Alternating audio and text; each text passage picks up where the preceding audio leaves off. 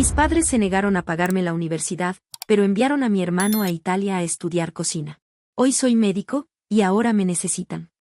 Tenía 17 años cuando entendí que en mi casa no éramos iguales. No fue con un grito ni con una frase hiriente. Fue con un silencio. Uno de esos largos, espesos, que lo dicen todo sin que nadie tenga que levantar la voz. Era el final de una cena de domingo. El aire olía a pollo al horno y a humedad de verano. Yo había guardado los cubiertos, me había acomodado en la silla con los formularios de inscripción a la universidad frente a mí, y con la mejor entonación que pude reunir, dije. Necesito ayuda con la matrícula. No es cara. Puedo trabajar medio tiempo para pagar el resto. Solo necesito que me acompañen con eso. Papá cortó un pedazo de pan y lo untó en la salsa sin levantar la vista. Mamá, que venía trayendo la fuente vacía, ni siquiera hizo una pausa. Ya hablamos de eso, dijo. No podemos darnos el lujo ahora. Yo no insistí. No porque aceptara la respuesta, sino porque ya me la sabía. La había escuchado en versiones más suaves, con otras palabras, desde que tenía 15. Ahora no es momento. Más adelante, cuando estemos más tranquilos. Tu hermano también necesita apoyo. Mi hermano. Iván. 3 años mayor. Carismático. Creativo. Un tipo con presencia, como decían en los cumpleaños. Ese año había sido aceptado en un curso de cocina internacional en Florencia. Una escuela de prestigio. Costosa, sí. Pero, según mis padres, una inversión en su futuro. Lo repitieron tanto que llegó un punto en que la frase sonaba automática. Lo tuyo se puede hacer acá, decía papá cuando me escuchaba hablar de medicina. Hay hospitales públicos. No hace falta gastar en eso. Pero la carrera igual tiene costos, yo insistía. Libros, transporte, materiales. Si querés tanto hacerlo, vas a encontrar la manera, intervenía mamá, con esa mirada que mezclaba culpa y desafío. Siempre fuiste independiente, ¿no? Y así fue como lo entendí. No se trataba de dinero. Se trataba de elección. Ellos ya habían elegido. Y no era a mí. Durante ese año trabajé de todo. Atendí una librería, repartí volantes, limpié oficinas. Me levantaba antes que el sol y volvía con los pies rotos. Pero cada vez que juntaba algo, lo guardaba con un propósito, inscribirme en la facultad. Empecé medicina al año siguiente. Sin ayuda. Sin aplausos. Mientras tanto, Iván subía fotos en Florencia con delantales blancos, platos sofisticados, selfies con chefs de renombre. Mamá los imprimía y los colgaba en la cocina. Papá decía que el chico tenía futuro. Nadie me preguntaba cómo me iba en anatomía. Las cosas empeoraron el tercer año. Yo estaba en plena cursada, viviendo en una pensión a 2 colectivos de la facultad, compartiendo cuarto con 2 chicas más. Una noche, recibí una llamada de mamá. ¿Podés prestarnos algo de plata? Tu hermano tuvo un percance y necesita cubrir una tasa para el curso. Me reí. Por reflejo. ¿Me estás pidiendo plata? No es tanto. Y él está allá solo. Yo también estoy sola. Pero vos sos fuerte, hija. Siempre lo fuiste. Colgué. Me temblaban las manos. No de rabia. De incredulidad. Porque no importaba cuántas veces demostrara que podía, siempre iban a usar esa capacidad como excusa para no cuidarme. Cuando me recibí, no hubo fiesta. Apenas un mensaje de WhatsApp de papá, felicitaciones. Sos una luchadora. Iván volvió al país con un diploma brillante, muchas historias y poca disposición para quedarse quieto. No tardó en abrir su propio restaurante. Mis padres le ayudaron con parte del capital. A mí nunca me preguntaron si necesitaba ayuda para instalarme o para comenzar la residencia. Pero yo no les guardé rencor. Al menos no todavía. Pensaba, ingenuamente, que tal vez en algún momento verían la diferencia. Que en algún instante algo haría clic. Que me mirarían con el mismo orgullo con que hablaban de las salsas de Iván. Spoiler, no pasó. Pasaron los años, y cuando papá se enfermó, fue a mí a quien llamaron. No al chef de familia. No al que se había llevado la inversión. A mí. La que podía sola. Y ahí comenzó la segunda parte de esta historia. La más compleja. La que me obligó a decidir si una hija también puede decir que no. Me llamó mamá una mañana de abril. Yo salía de una guardia de 24 horas en el hospital, todavía con los párpados hinchados, las piernas entumecidas y la voz raspada por no haber dormido ni una hora seguida. Estaba por meterme en el subte cuando vi su nombre en la pantalla. Dudé en atender, pero algo me empujó. La culpa, supongo. Tu papá está mal, dijo sin preámbulos. Le cuesta respirar. Hace días que no come bien. ¿Lo llevaron al médico? Dice que no quiere. ¿Qué es, una gripe? Suspiré. Profundo.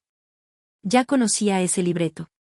Mamá, si no puede respirar bien, no es una gripe. Llévenlo a una guardia. Hoy.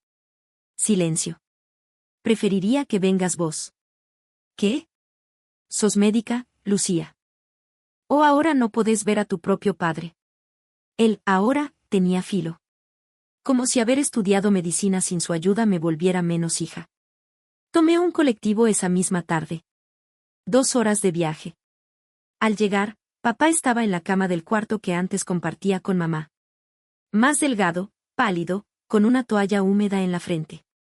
Lo saludé con cuidado, pero no se incorporó. ¿Desde cuándo estás así? Unos días. Pero no es nada, dijo, con esa voz de hombre que se niega a admitir que algo lo está venciendo. Le tomé la temperatura. Tenía 38,9. Le escuché el pecho. Ruidos húmedos. Me puse los guantes. Hice una revisión general. Pedí que me trajeran sus medicamentos. Anoté en mi libreta lo que tomaba, lo que no, lo que debía haber dejado hace años. Me mordí la lengua para no lanzar un reproche. Tiene una infección pulmonar, le dije a mamá. Hay que internarlo. ¿Internarlo? ¿No podés tratarlo acá? ¿En la cama de su casa, con una infección grave y sin seguimiento? No. Pero si vos lo cuidás, no hace falta pagar nada. Sos de la familia. La miré. Largo. Intenté no decir lo que pensaba. Lo voy a llevar al hospital. Esta noche se queda allá. Y después vemos. ¿Y vas a estar vos con él? Mamá, tengo un trabajo. Una vida. No puedo dejar todo. Entonces, ¿quién se supone que lo cuide? ¿Iván? Mamá frunció el ceño. Tu hermano está con muchas responsabilidades. El restaurante lo absorbe. Yo también tengo responsabilidades. Pero vos sos médica. Ahí lo entendí. Para ella, ser médica no era una vocación ni un logro. Era una herramienta. Una carta para cuando todo fallaba. Una especie de seguro de salud familiar con cara de hija. Llevé a papá en una ambulancia. Lo internaron esa noche. Le diagnosticaron una neumonía bilateral. Grave, pero tratable. Se quedó en una sala común, y yo pasé 2 días y medio entre visitas, pedidos de análisis y llamadas a colegas para asegurarme de que no se perdiera nada. Iván no apareció. Llamó una vez. Habló 5 minutos. Prometió pasar. Nunca lo hizo. Mamá empezó a escribirme por las noches, como si de pronto yo fuera la jefa de la familia. ¿Cuándo le darán el alta? ¿Qué le puedo llevar para comer? Podés hablar con los médicos. Y la pregunta recurrente. ¿Podés encargarte vos de todo, hija? Y ahí estaba. La palabra mágica, encargarte.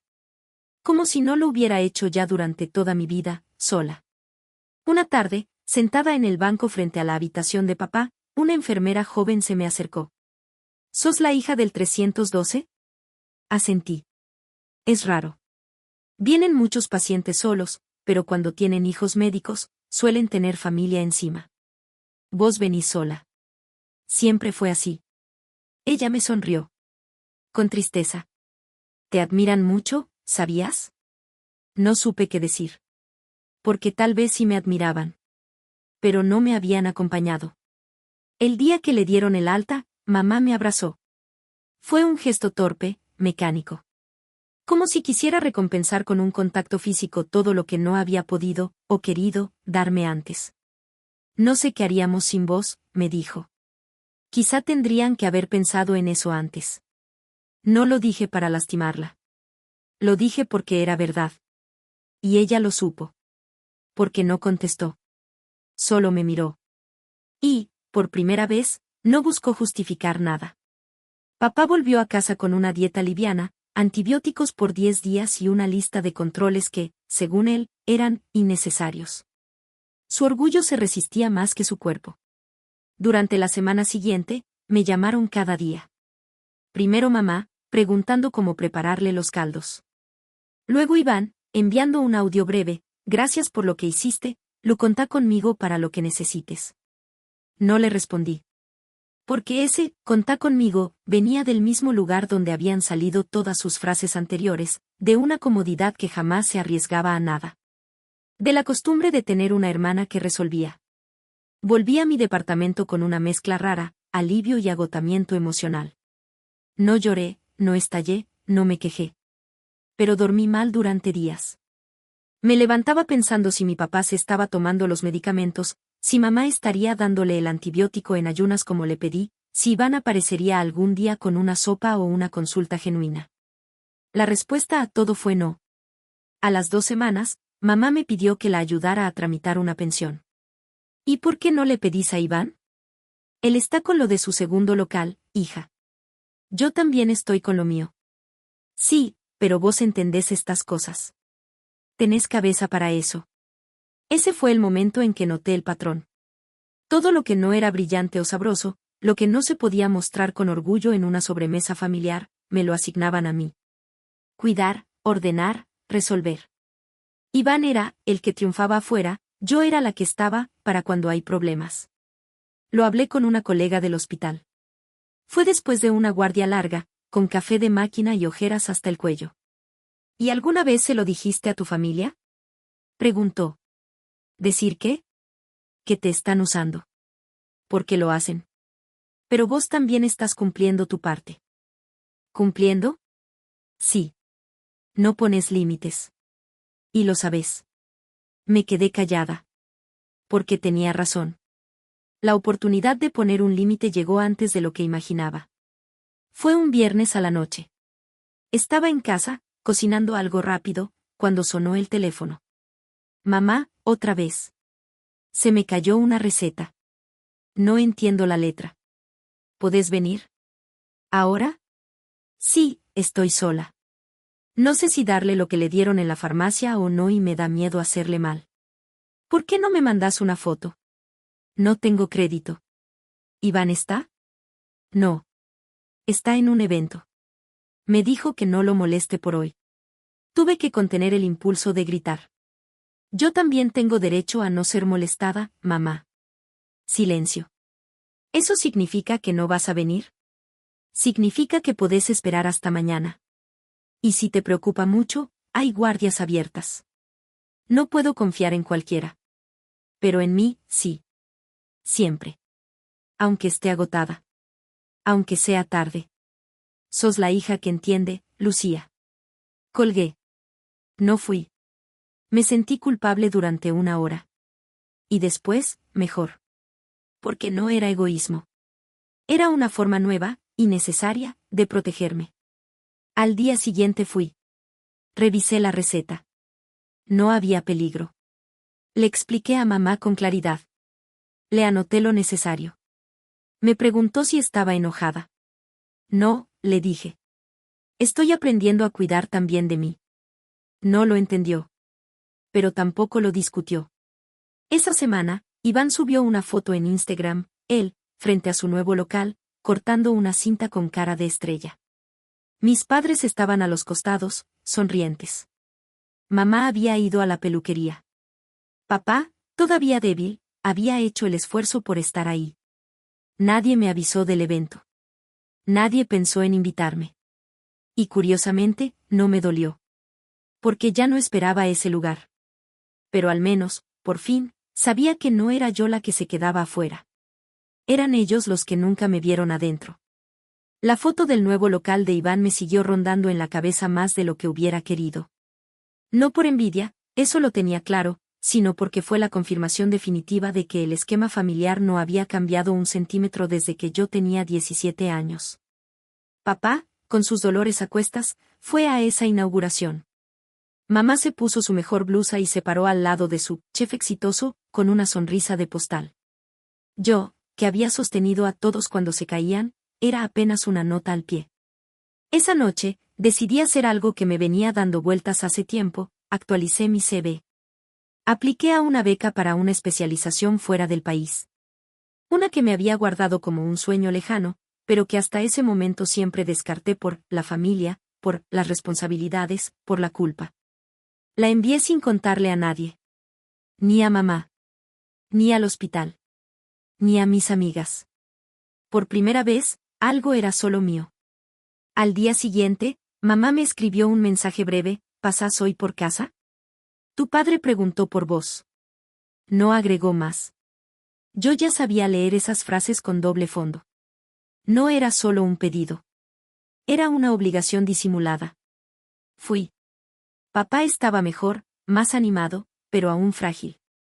Cuando me vio, me dijo: ayer me preguntaron por vos en el evento. Un periodista, creo.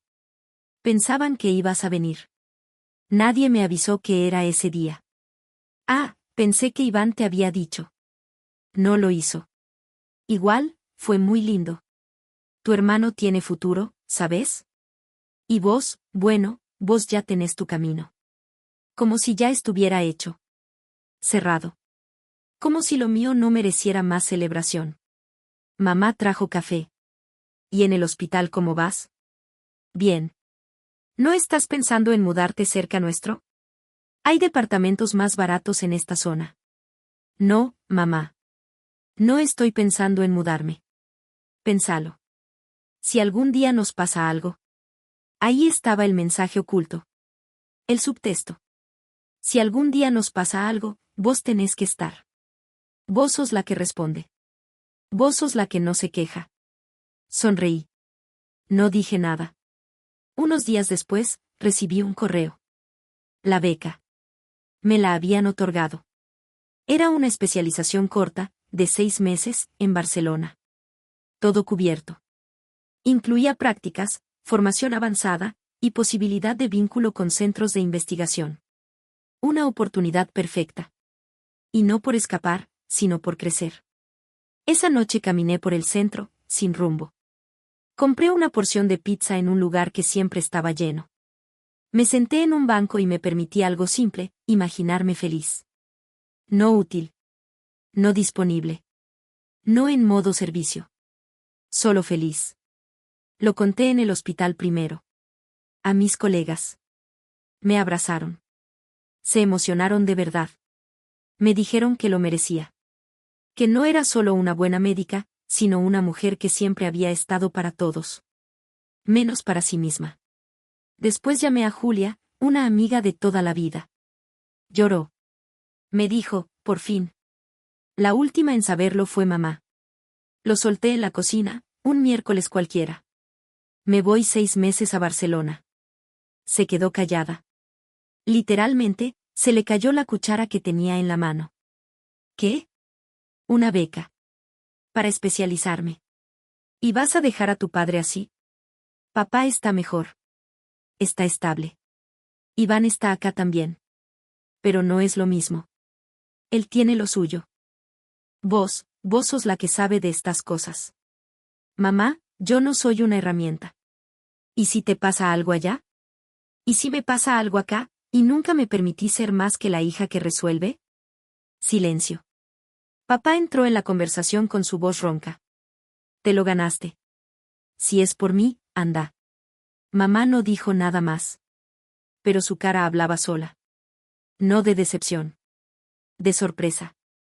Como si, por primera vez, me viera como alguien que no iba a pedir permiso. En los días siguientes, mamá empezó con mensajes suaves: ¿ya tenés alojamiento? Seguro que esa beca es buena. Pero yo respondía sin ceder. Estaba decidida. Estaba lista. Y eso, para ellos, era nuevo. La noche antes de partir, pasé a despedirme. No hubo grandes palabras. Solo un abrazo de papá, uno corto y torpe. Mamá me miró largo, como queriendo retenerme con los ojos. ¿Y si no volvés? Entonces será porque encontré algo mejor. Y me fui. Con mi valija, mis libros, mi bata, y por fin, una vida donde lo que hacía no era solo útil. Era mío. Barcelona me recibió con una mezcla de caos y belleza. Calles estrechas, cafés en cada esquina, idiomas que se cruzaban en el aire, y una sensación que no reconocí al principio, ligereza. Me alojé en una residencia para profesionales internacionales. Compartía cocina con una bioquímica de Polonia, un enfermero de Argentina y una pediatra de Marruecos. Nadie me conocía. Nadie esperaba nada de mí. Y por eso mismo, empecé a sentirme diferente. La rutina fue exigente desde el primer día. Clases por la mañana, rotaciones por la tarde, seminarios los viernes. Pero había algo distinto en la forma de vivirlo. Nadie competía. Nadie preguntaba qué hacías por tu familia. Todo giraba en torno a lo que querías ser vos. Y yo no sabía qué hacer con esa libertad. La primera semana no hablé con mi familia. No por enojo, sino por necesidad. Cada día era un paso más lejos del personaje que me habían hecho representar durante años. Me levantaba temprano, caminaba hasta el hospital con un café en mano, aprendía, escuchaba, escribía. Y por la noche, cenaba algo simple en la terraza del edificio, con la ciudad desplegada delante de mí como una promesa. La ausencia de ellos no me dolía. Me aliviaba. La segunda semana, mamá me escribió. ¿Estás bien? Tu hermano preguntó por vos. Respondí con un sí, todo en orden. Nada más. Lo suficiente para que no digan que desaparecí, pero no tanto como para volver a quedar atrapada en la red. 2 días después, Iván me mandó un audio. Qué bueno que estés allá, lo acá todo sigue igual. Mamá anda un poco sensible. Yo con 1000 cosas en el restaurante. Pero bancándola. Como siempre. Un beso. Como siempre. Esa frase me revolvió el estómago. Como siempre, él aparecía como el hijo comprometido, cuando en realidad lo máximo que había hecho por mamá ese mes era mandarle una caja de pastas artesanales. Una noche, durante una cena con mis compañeros, surgió una conversación sobre sacrificios. La pediatra de Marruecos contó que había criado sola a sus 3 hijos, que nadie en su familia entendía porque no se quedaba en casa. El enfermero argentino dijo que había dejado de hablarle a su padre cuando le dijo que un hombre no cuida pacientes. Cuando me tocó hablar a mí, conté mi historia. No toda. Pero la parte esencial. La falta de apoyo. Tu hermano necesita más. La sensación constante de ser una especie de repuesto útil. Hubo silencio. Y luego, algo inesperado, empatía. Eso no es familia, dijo la bioquímica. Es chantaje emocional. ¿Y vos qué hiciste? Me preguntó el enfermero. Me fui. Entonces ya hiciste lo más difícil, respondió, con una sonrisa tranquila. A mitad del tercer mes, recibí una llamada de mamá. Me asusté. Era raro que llamara directo. Atendí con el corazón en la garganta. Tu padre está bien, tranquila. No es por eso. Entonces, quería contarte que el médico dijo que necesita empezar terapia respiratoria. Me pidió que te lo diga. ¿Y? ¿Podrías averiguar si eso se puede hacer allá? O si vos podés orientarnos desde ahí. Mamá, estoy en otro país. Tengo horarios, prácticas. No puedo coordinar tratamientos desde acá. No te estoy pidiendo tanto. Sí. Me estás pidiendo lo de siempre. Silencio. Pensé que, como sos médica. No soy su doctora. Soy su hija. ¿Y eso no es más importante? Ahí se rompió algo. ¿Sabes qué es importante? Que nunca me hayan ayudado a estudiar y aún así esperaran que resolviera todo. Que pagaran una carrera de cocina en Europa y a mí me dijeran que el hospital público alcanza. Eso es importante, mamá. Y que ahora me llames como si nada hubiera pasado, también lo es. Ella no respondió. Solo dijo. Me cuesta verte tan lejos. A mí me costó mucho más sentirme sola estando al lado de ustedes. Y corté. Temblando. Pero sin culpa. Esa noche me senté a escribir en mi diario. Algo que no hacía desde que era adolescente. Solo puse una frase. Mi historia no empieza donde ellos me dejaron. Empieza donde yo decidí seguir. Y esa frase, aunque corta, me sostuvo más que cualquier abrazo que no recibí. A los 4 meses de estar en Barcelona, me convertí en alguien que no esperaba, una mujer sin necesidad de justificar cada paso. Caminaba con soltura. Decía, no, sin bajar la voz. Me reía más. Dormía mejor. Y empecé a darme cuenta de algo incómodo, no extrañaba. Ni a mamá. Ni a papá. Ni siquiera a Iván. Y eso, en el fondo, era una forma de duelo. Un domingo por la mañana recibí un mensaje de voz de mamá. Corto, esta vez con un tono distinto. Casi contenido. Papá volvió a tener fiebre. Pero ya lo llevé al hospital. Me quedé con él hasta que le bajó. No quise molestarte. Solo quería que supieras que estamos bien. No hace falta que llames. No supe cómo sentirme. No estaba molesta. Estaba sorprendida. La mujer que me había hecho sentir imprescindible por años, ahora me decía que podía sola. Que no hacía falta que la salvara. Me dejó inmóvil frente a la pantalla. Y después, sentí algo parecido a la paz. Ese mismo día, Iván me escribió por Instagram. Estuve pensando mucho. Hablé con mamá. No quiero que esto siga así. Vos allá, enojada. Nosotros acá, cada uno en la suya.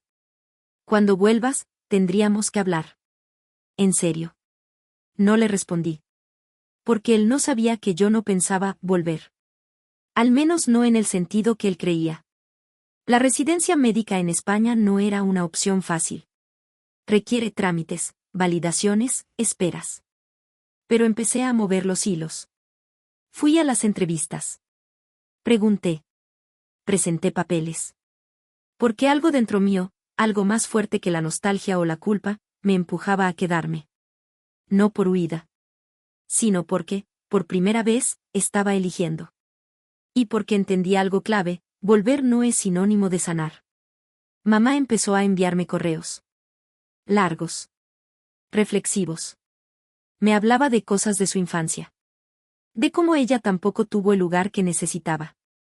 Me contaba historias de la abuela, de cómo ella también priorizaba al hijo varón. Me decía que no sabía hacerlo mejor.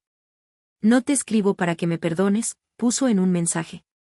Te escribo para que no creas que nunca vi lo que hiciste por nosotros. Solo no supe agradecerte en su momento. Le respondí días después. Le dije que no necesitaba una confesión. Que lo único que quería era no volver a ese lugar de hija, indispensable. Que ser familia no podía implicar anularse. Que esta versión mía, la que estaba lejos, no era egoísta. Era libre. Y eso, para mí, ya era suficiente. Iván, en cambio, nunca entendió del todo. Me mandó una nota de voz de 3 minutos. Me habló de lo duro que había sido sostener el restaurante con papá enfermo. De cómo mamá se había cerrado.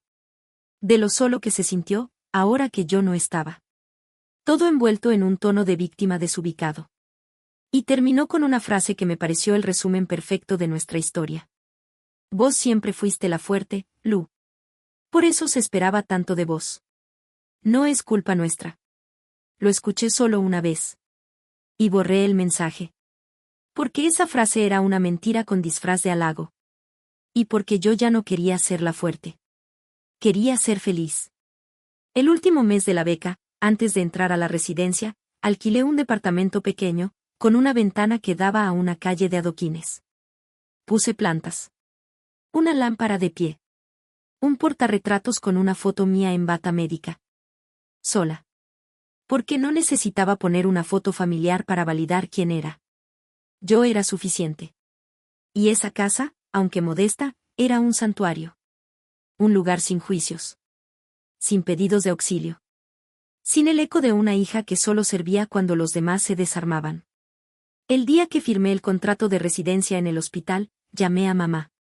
Me quedo, mamá, le dije. No vuelvo. Al menos por ahora. Tardó en responder. ¿Es definitivo? Es necesario. No lloró. No reclamó. Solo dijo. Entiendo. Y por primera vez, Supe que no lo decía como una amenaza, sino como una madre que, tarde pero real, había aprendido a soltar. Esa noche, abrí una botella de vino y brindé conmigo. No por lo logrado. Por lo no repetido. Porque hay familias que, sin darse cuenta, te atan con hilos invisibles de deuda y deber. Y hay momentos en que cortar esos hilos no es traición. Es salvación. Me habían asignado a un servicio de medicina interna en un hospital grande, con pacientes diversos, ritmos cambiantes y equipos rotativos. No tenía tiempo para nada más que trabajar, comer algo rápido, y dormir. Y sin embargo, me sentía más viva que nunca. Lo que allá, en mi país, se había sentido como un desgaste constante, aquí era un desafío que me estimulaba. Nadie me llamaba egoísta por no contestar mensajes durante una guardia. Nadie asumía que, por ser médica, estaba a disposición de todos. Era solo eso, una profesional entre otras, con voz propia y espacio para cansarse. Un día, durante un turno especialmente largo, me encontré con una paciente mayor. Española, de mirada firme y pocas palabras. Se llamaba Teresa. Estaba sola. No tenía hijos, ni pareja, ni parientes que la visitaran. Le pregunté si necesitaba que alguien viniera por ella. No, hija, dijo. Prefiero estar sola a estar con quien solo viene por compromiso. Me quedé en silencio. ¿Y vos? Me preguntó, ladeando la cabeza. ¿Tenés familia? Sí. ¿Buena? Me reí. Estoy aprendiendo a que eso no sea una pregunta que me defina. Ella asintió, sin más. Entonces vas bien. A las pocas semanas, mamá volvió a escribirme. Esta vez con una noticia que me agarró desprevenida. Nos vamos a mudar. La casa está grande. Iván sugirió venderla y buscar algo más chico. Quiere que esté cerca de su restaurante, así puede ayudar más con papá. Leí el mensaje 3 veces. No entendía. ¿Iván se estaba ofreciendo a ayudar? ¿Realmente estaba tomando la iniciativa? ¿O simplemente lo hacía porque ahora había más visibilidad, más beneficios, más presencia pública? Me debatí entre 2 ideas, el cinismo o la esperanza. Pero al final no elegí ninguna. Solo respondí. Espero que sea lo mejor para ustedes. Yo estoy bien, no se preocupen por mí. Una tarde, mientras caminaba por el puerto con una colega, le conté algo que jamás había dicho en voz alta. Durante años, pensé que si yo me convertía en alguien útil, mis padres iban a elegirme. No por deber. Por amor. ¿Y lo hicieron? No. ¿Y ahora? Ahora entiendo que no tengo que ser útil para que me quieran. Y que si eso es lo único que pueden ver en mí, entonces no me están queriendo de verdad. Ella se detuvo. Me miró. Dijo, con suavidad. Entonces ya no sos la que aguanta. Sos la que elige. Y esa frase se me quedó clavada. Porque era verdad. Porque me dolía y me liberaba al mismo tiempo. Un fin de semana libre, decidí no contestar ningún mensaje. Apagué el teléfono. Me fui sola al parque de la Ciutadella con un libro y una manta. Me senté en el pasto. Leí. Me reí. Me quedé dormida bajo el sol tibio. Cuando desperté, tenía 3 mensajes de mamá, uno de Iván. Todos decían lo mismo, ¿estás bien? No les respondí hasta la noche. Sí.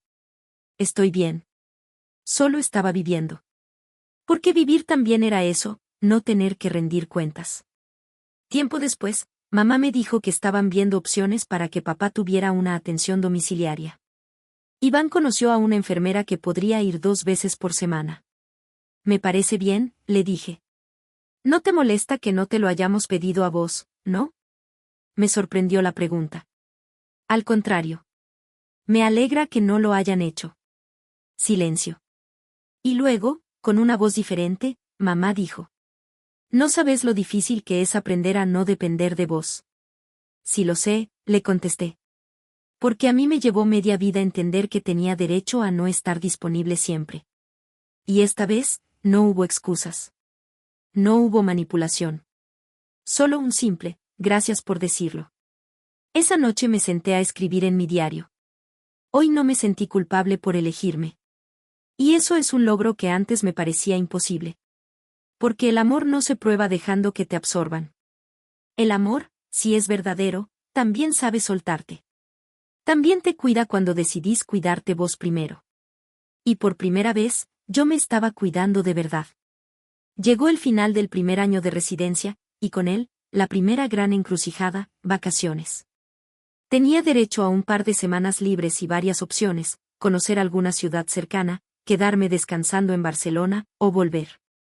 No por necesidad. Por esa presión implícita que muchas veces sentimos los que nos vamos, volver para demostrar que seguimos siendo parte. Un domingo, durante el almuerzo con compañeros del hospital, alguien preguntó si iba a visitar mi país. Hice una pausa antes de contestar. No esta vez. ¿Y tu familia? ¿Están bien? ¿Y vos? Mejor que nunca. Fue la primera vez que sentí que no tenía que justificar mi elección. Que decir, no vuelvo, no era crueldad. Era coherencia. Aún así, decidí avisar. Le escribí a mamá. Este año no voy a viajar. Necesito quedarme. Estoy bien, solo quiero descansar acá. Su respuesta tardó más de lo habitual. Cuando llegó, fue breve. Entiendo. Cuídate. No había reproche. Pero sí una distancia nueva. Como si por primera vez se diera cuenta de que no era una pausa, sino una transformación. No lo contesté. Porque nada necesitaba explicación. Pasé esas semanas caminando por las Ramblas, visitando rincones de la ciudad que, con la rutina del hospital, no había tenido tiempo de disfrutar. Me hice habitué de una cafetería chiquita, donde el camarero ya sabía que pedía cortado y tostadas con tomate. Me reencontré conmigo. Un día, en una videollamada con Julia, la única amiga que seguía siendo casa, desde la distancia, le conté que no volvía. ¿Y qué dijeron? Nada. Y eso es lo más raro. Nadie insistió.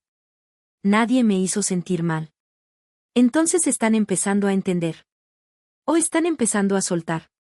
Ella me miró a través de la pantalla, con esa empatía que solo dan los años compartidos.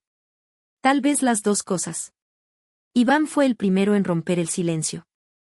Me mandó un video del restaurante, había organizado una cena temática italiana. En el fondo, se escuchaba a mamá riéndose, y a papá dando un breve discurso de agradecimiento. Fue un éxito. Faltabas vos. Respondí con una frase honesta. Me alegra que estén bien. No hacía falta que yo estuviera para eso. No hubo respuesta. Y fue perfecto así. Porque, por primera vez, no me dolía no estar. No estar ya no era ausencia. Era decisión. Días después, mamá me envió una foto, papá en el consultorio con una enfermera, sonriendo. Habían conseguido atención domiciliaria estable. Todo estaba en orden. La leyenda decía, gracias por empujarnos a resolver solos. Me emocionó más de lo que creí. No porque necesitaran menos de mí. Sino porque, por fin, yo no era el eje. No era la que sostenía. No era la única que sabía qué hacer. Durante la última noche de mis vacaciones, salí a caminar sin rumbo.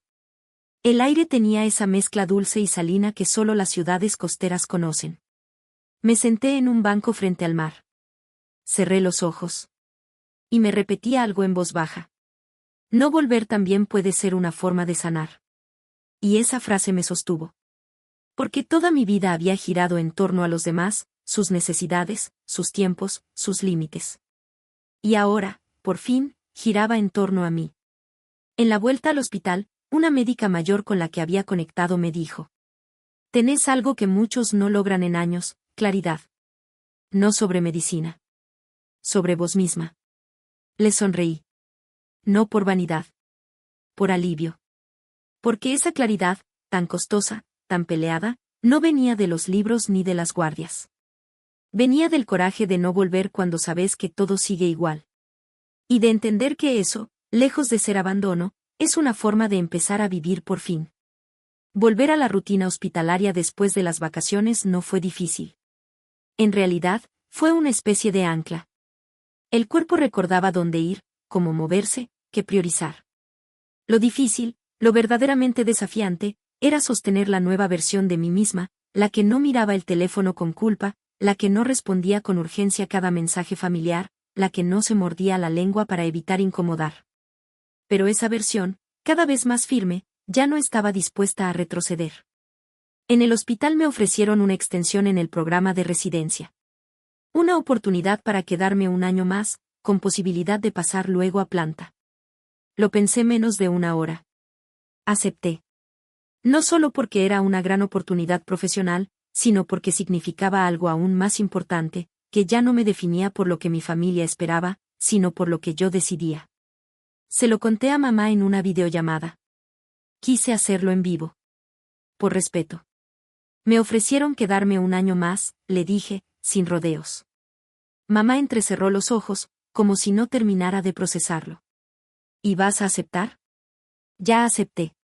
Silencio. ¿No pensás volver? No por ahora.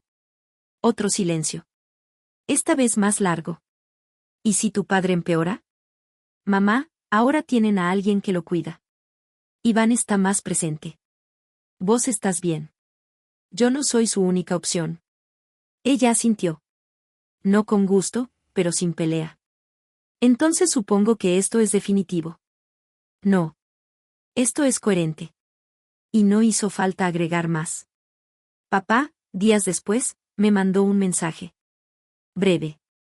Sin puntos, como siempre. Me alegro por vos, Lu, cuídate, siempre estuve orgulloso. Me costó respirar un segundo. Porque esas palabras, tan simples y sin estructura, pesaban como una disculpa que nunca fue dicha en voz alta. Le respondí con una sola frase. Gracias. Yo también. Iván también se enteró. Me mandó una nota de voz con su estilo habitual, como quien quiere sonar despreocupado y afectuoso al mismo tiempo. Bueno, entonces te quedás, ¿eh? Me alegra. Aunque siento que ya estás en otro planeta. Te veo cada vez más lejos. No le respondí al instante. 2 días después, escribí. No estoy lejos. Solo dejé de girar alrededor de lo que no me cuidaba. Nunca contestó. Y tampoco lo esperaba.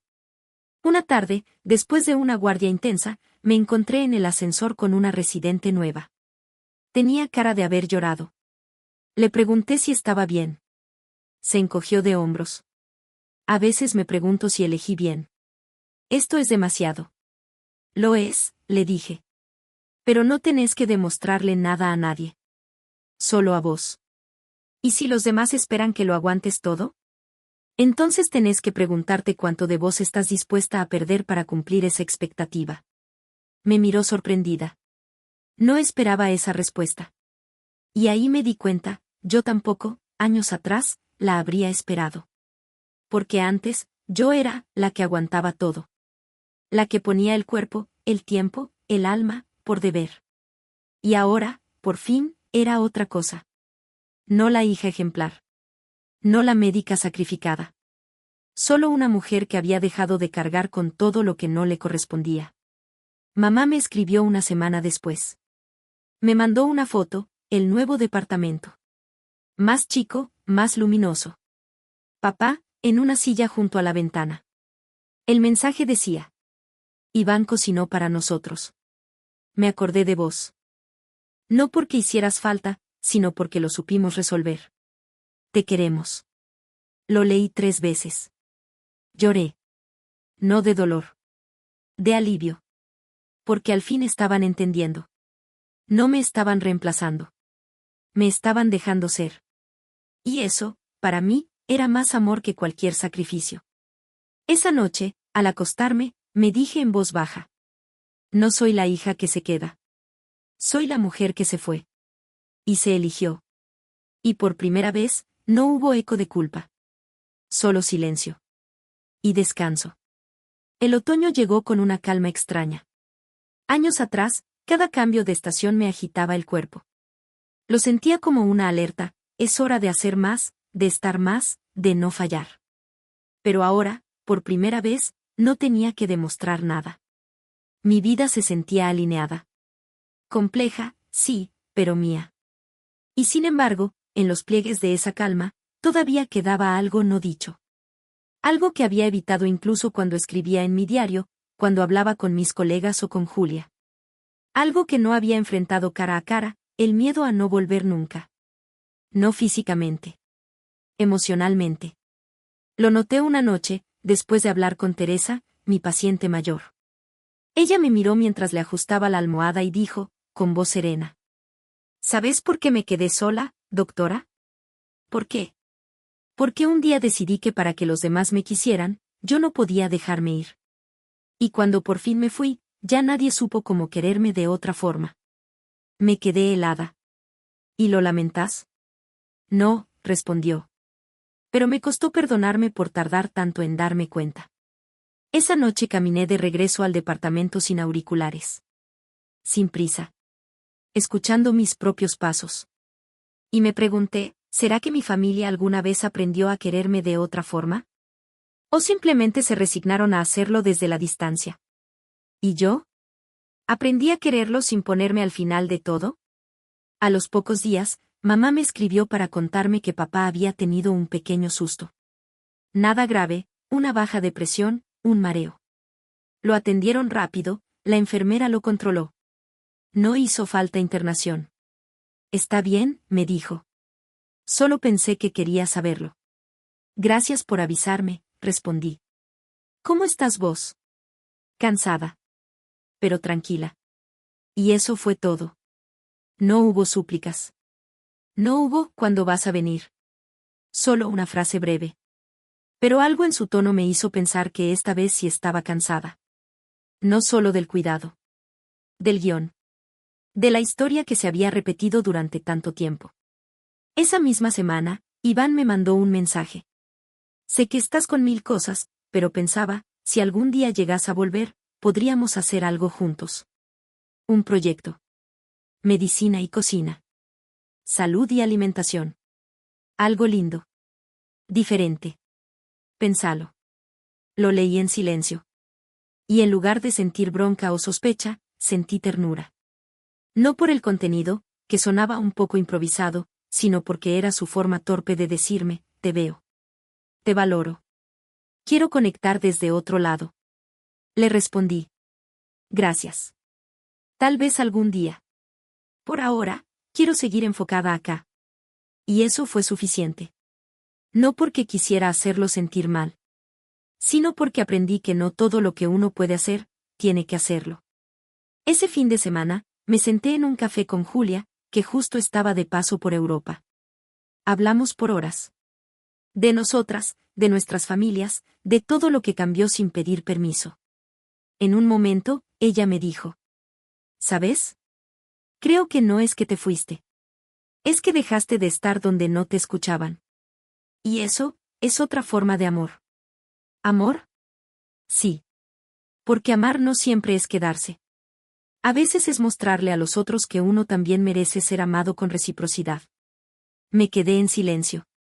Y por dentro, supe que esa frase me iba a acompañar mucho tiempo. Esa noche, al volver a casa, saqué una caja que tenía guardada en el placard. Dentro, había algunas fotos, cartas que nunca mandé, y la libreta de anotaciones de mi primer año de facultad. Abrí una página al azar y leí una frase que había escrito con tinta azul. Algún día van a verme. O voy a verme yo. Y con eso va a alcanzar. Cerré la libreta. Sonreí.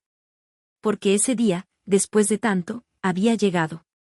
Y aunque no todos me miraban como quería, yo ya no necesitaba que lo hicieran para seguir. La rutina en el hospital se volvió más llevadera, casi como un ritmo natural que el cuerpo entiende sin pensar. Entraba, salía, almorzaba en 15 minutos, hacía guardias de 12 horas y, aún así, sentía que vivía mejor que nunca. No por ausencia de cansancio, sino por ausencia de culpa. Una tarde, después de una ronda con los internos, una compañera me preguntó cómo hacía para estar tan serena. Me reí. No era serenidad. Era el resultado de haberme vaciado de exigencias ajenas. De haber soltado la necesidad de gustar, de servir, de estar disponible. No siempre fui así, le dije. Me tomó más años de los que debería. Y varios silencios tragados. ¿Y qué fue lo que te hizo cambiar? Pensé la respuesta. Dejar de callar lo que más me dolía. Pero sobre todo, Dejar de necesitar que lo entendieran. Esa noche recibí un correo de mamá. Últimamente se había acostumbrado a escribirme como si fuéramos amigas por correspondencia. Ya no me hablaba como la hija a la que le encargaba cosas. Me hablaba como alguien que, por fin, había aceptado que yo era otra persona ahora. Hoy encontré una caja con tus carpetas del colegio. No sabía que guardaba tanto. Tus dibujos, tus boletines, una redacción sobre tu sueño de ser médica. No recordaba que lo tenías tan claro desde chica. Perdón por no haberlo tomado en serio entonces. Ahora lo veo. Me quedé un rato leyendo esa última frase. Ahora lo veo. Era tardía, sí. Pero era sincera. No como una justificación, sino como una admisión. Y esa diferencia, en mi historia, valía oro. Papá también apareció por su cuenta. Me mandó un audio. Corto, torpe, lleno de pausas. Hola, hija. Solo quería decirte que estoy mejor. Que Iván está llevando bien las cosas. Y que me gustaría que un día, cuando puedas, nos juntemos los tres. No para arreglar nada. Solo para vernos. Si tenés ganas. Bueno. Te mando un abrazo. Lo escuché 2 veces. No lloré. Pero sí sentí que algo viejo y duro dentro de mí se aflojaba. Porque ellos, los mismos que antes me hacían sentir invisible, ahora me hablaban con el tono de quien no exige. De quien, al fin, entiende que el amor no se da por inercia. Se gana. Se cuida. Se honra. Aquel fin de semana, mientras caminaba por el parque, pensé en la cantidad de veces que estuve a punto de decir basta, y no lo hice. En todos los cumpleaños a los que fui aunque no quería. En los turnos cancelados por urgencias familiares, que resultaron ser cosas menores. En las veces que me preguntaron cómo estaba y no dije la verdad. Y entendí algo que me costó años aceptar: no siempre es necesario que te escuchen para validar tu historia. A veces, con decírtela a vos misma en voz alta, alcanza. A los pocos días, una residente nueva me invitó a una reunión informal de médicos latinos. Fui. Había risas, historias de guardias imposibles, anécdotas de familias que no entendían el trabajo que hacíamos. Me sentí cómoda. Por primera vez en mucho tiempo, me reí hasta las lágrimas sin pensar en lo que había dejado atrás. Una médica chilena, con la que conecté rápido, me dijo algo que me marcó. A veces no hay que sanar con la familia. A veces lo que hay que sanar es lo que hicimos con nosotros mismos por culpa de ellos. Y me hizo sentido. Porque mi problema no era que ellos me hubieran querido menos. Era que yo había aprendido a quererme solo si era útil, sacrificada, fuerte. Y eso había sido la herida más grande. Volví a casa esa noche, me hice un té, abrí una nota en el móvil y escribí sin pensar. Nunca dije cuánto me dolía no estar en sus fotos. Nunca dije cuánto deseaba una felicitación sin condiciones. Nunca dije cuánto me cansaba ser la hija correcta. Y sin embargo, nunca dije tampoco que me elegía a mí. Hasta ahora. Guardé el archivo. No para compartirlo. Para no olvidarlo. Porque eso, al final, era lo que más me había definido. No lo que dije. Sino todo lo que alguna vez callé para no romper la paz de otros. Y que ahora, por fin, me estaba permitiendo soltar. El correo llegó un lunes al mediodía. No era de mamá, ni de Iván. Era de la coordinación del hospital, confirmando que habían aprobado mi continuidad como residente con posibilidad de optar a un puesto fijo al terminar el año. Me felicitaron, me ofrecieron una tutoría a mi elección, y cerraron con una frase que me hizo más ruido de lo esperado. Es un placer contar con alguien con tanto compromiso. Me detuve en esa palabra, compromiso. Por años, en mi familia, compromiso fue sinónimo de sacrificio silencioso. De estar sin pedir, de dar sin límite, de aguantar sin mostrar grietas. Pero en ese correo, la palabra no pesaba. No era un juicio. Era una valoración limpia. Profesional.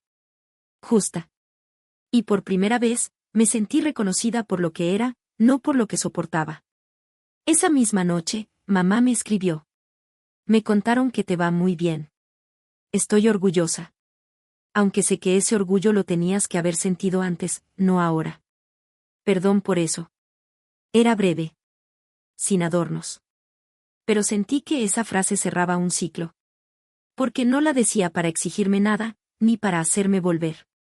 Era solo lo que era, un intento sincero de estar, sin pedir. Le respondí. Gracias. Yo también me estoy aprendiendo a querer desde otro lugar. Días después, Iván reapareció con una videollamada. Atendí sin entusiasmo, pero sin rencor. Me mostró su nuevo local, me habló de sus planes, de un pequeño curso de nutrición que pensaba tomar. No lo dijo con culpa. Lo dijo con ganas. ¿Y vos? Me preguntó al final. ¿Pensás volver? No sé. Por ahora, no. ¿Te molesta si yo sí me acerco más a mamá y papá? Me sorprendió esa pregunta. Claro que no. Ojalá lo hagas bien. Es que antes pensaba que vos ibas a encargarte siempre. Pero ahora entiendo que ya no. Exacto. Y tenías razón en todo, ¿sabes? Asentí. No por necesidad de reconocimiento. Solo porque ya no tenía que explicar nada. El último día de ese mes, me crucé con Teresa, la paciente mayor que había sido dada de alta semanas antes. Venía con una bufanda tejida y una sonrisa tímida. Me abrazó. ¿Sabe qué hice con mi soledad, doctora? ¿Qué? La convertí en calma. Y empecé a visitar a otras mujeres solas en el centro de día. Porque si una se va, que al menos deje algo mejor atrás. No dije nada. No pude. Pero caminé con ella hasta la salida, despacito, en silencio, como si acompañarla fuera una manera de agradecerle lo que, sin querer, había sembrado en mí. Aquella noche, mientras doblaba ropa limpia, encontré una blusa que mamá me había regalado en mi cumpleaños número 20. Me la puse. Me quedaba un poco ajustada, un poco fuera de moda, pero no la guardé de nuevo. Me miré al espejo. Y me vi completa. No por nostalgia. Sino porque esa prenda, como la historia con mis padres, ya no me definía. Solo me recordaba de dónde venía. No quién era. Me senté en la mesa del comedor, abrí una hoja en blanco y escribí una carta. No pensaba enviarla. Pero necesitaba cerrar el círculo. Decía. Mamá, papá, no les escribo para reclamar, ni para agradecer. Les escribo para decirles que estoy bien. Que aprendí a vivir sin cargar culpas. Que ya no soy la hija que espera, ni la que calla, ni la que salva. Soy solo yo. Y eso es suficiente. Guardé la hoja en una carpeta. Cerré los ojos. Y respiré. Porque a veces, la revolución más grande no es romper con todo. Es reconstruirse en silencio. Sin avisar. Sin pedir permiso. Y aún así, empezar de nuevo.